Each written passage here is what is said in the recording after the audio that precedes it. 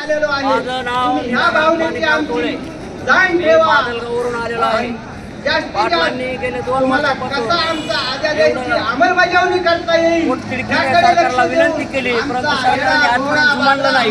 म्हणून आम्हाला हौसाने नाही तर आमच्या हक्कासाठी मुंबईला यावं लागलं। आणि जोपर्यंत आम्हाला आरक्षण देणार नाही सरकार, तोपर्यंत आम्ही मुंबई सोडणार नाही। कारण मुंबई काय कुणाच्या बापाची नाही।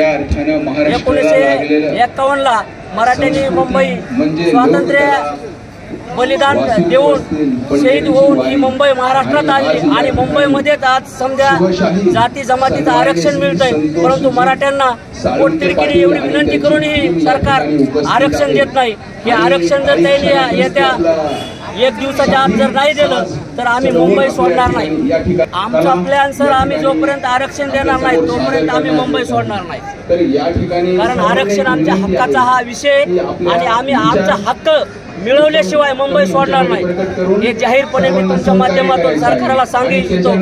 आणि या महाराष्ट्रात आज जवळपास 10 वर्ष झालं एक हाती सत्ता आहे। फक्त नावापुरती ठाकरेकडे गेली, शिंदे साहेबांकडे गेली, परंतु इथं आज वस्तुस्थिती जर पाहिली तर देवेंद्र फडणवीस साहेब आम्हाला खेळवते आणि प्रत्येक गोष्टी सांगतात हिंदू हिंदू हिंदू काय हे त्यांना मी सांगतो। कारण मराठी सर्व बांधवांना एक नम्र विनंती करीत आहे।